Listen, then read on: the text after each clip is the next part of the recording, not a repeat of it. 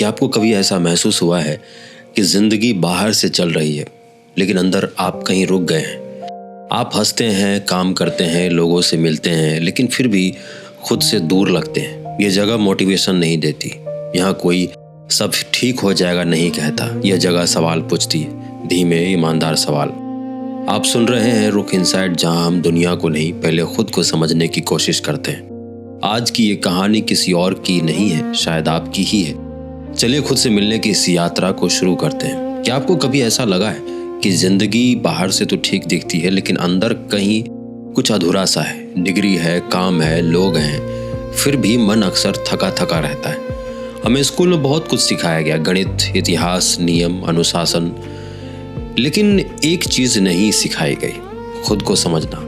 आज की यह कहानी किसी महान व्यक्ति की नहीं, ये कहानी है राहुल की। और अगर ध्यान से सुने तो शायद ये आपकी भी कहानी हो। राहुल हर सुबह उठता है, सब कुछ सामान्य है, लेकिन सीने में एक भारीपन है। वो कहता है शायद मैं उदास हूँ, लेकिन सच्चाई ये है कि उसे खुद नहीं पता कि वो क्या महसूस कर रहा है। हम में से ज़्यादातर लोग अपने ही मन को समझाना नहीं सीख पाए।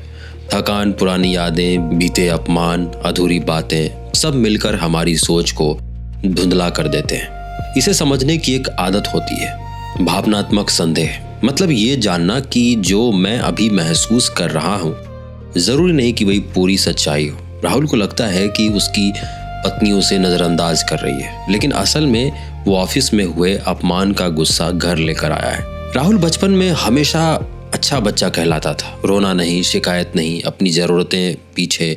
वो सीख गया था अगर प्यार चाहिए तो परेशानी मत बनो।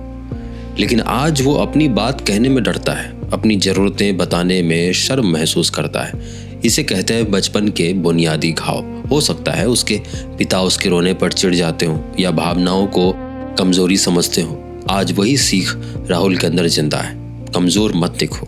हम अक्सर अपने बचपन को बहुत सुंदर बना देते हैं ताकि उस दर्द से ना मिलना पड़े, लेकिन जब तक हम उस दर्द को पहचानते नहीं, हम खुद को समझ नहीं पाते। राहुल और उसकी पत्नी के बीच अक्सर झगड़े होते हैं। राहुल चाहता था एक ऐसा साथी जो बिना बोले सब समझ जाए। यही सबसे बड़ा भ्रम है। सच ये है कि हम सब कठिन लोग हैं और हमारे साथ रहना किसी के लिए आसान नहीं। प्यार का मतलब परफेक्ट इंसान ढूंढना नहीं है, प्यार का मतलब है एक दूसरे को सीखना। जब उसकी पत्नी चिल्लाती है तो राहुल अब ये नहीं सोचता कि वो बुरी है, वो सोचता है ये एक परेशान बच्चा है जिसे अभी सहारे की जरूरत है। ये परिपक्व प्यार है। हमारी दुनिया जल्दी फैसला कर लेती है, जो असफल है वो बेकार है, लेकिन एक बेहतर नजरिया होता है, व्याख्या की उदारता। मतलब अगर कोई आपके साथ बुरा है तो ये मान लेना कि वो बुरा नहीं बल्कि दुखी है। राहुल ऑफिस में खुद को एक ढोंगी समझता है। उसे लगता है मैं यहाँ का हकदार नहीं हूँ, लेकिन फिर उसे एहसास होता है उसका बॉस भी उतना ही डरा हुआ है। बाहर से आत्मविश्वास, अंदर से डर, ये लगभग हर इंसान की कहानी है।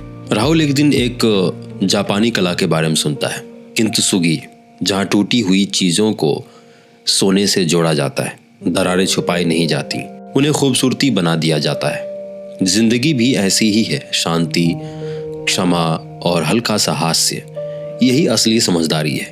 अब राहुल अपनी गलतियों से भागता नहीं, वो कहता है ये भी मेरी कहानी का हिस्सा है। राहुल की यात्रा खत्म नहीं हुई और आपकी भी नहीं। खुद को जानना एक दिन का काम नहीं है। याद रखिए, आप अजीब नहीं हैं, आप इंसान हैं और इस स्कूल में सीखना कभी बंद नहीं होता। आपका अतीत आपके आज को प्रभावित करता है। रिश्तों में सीखना जरूरी है, परफेक्शन नहीं। लोगों की कठोरता के पीछे अक्सर दर्द होता है। टूटना अंत नहीं, विकास है।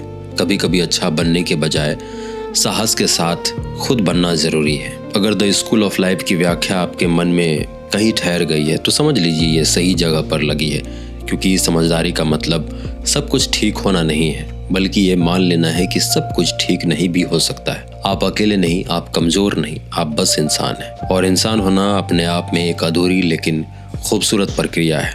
अगर ये सफ़र आपको थोड़ा सा भी अपना लगा हो तो इसे यहीं मत छोड़िए। रुक इनसाइड पर हम ऐसे ही धीमे, सच्चे और ज़रूरी सवाल साथ मिलकर पूछते रहेंगे, खुद से मिलते रहेंगे, क्योंकि सबसे लंबा सफ़र अंदर की तरफ ही होता है।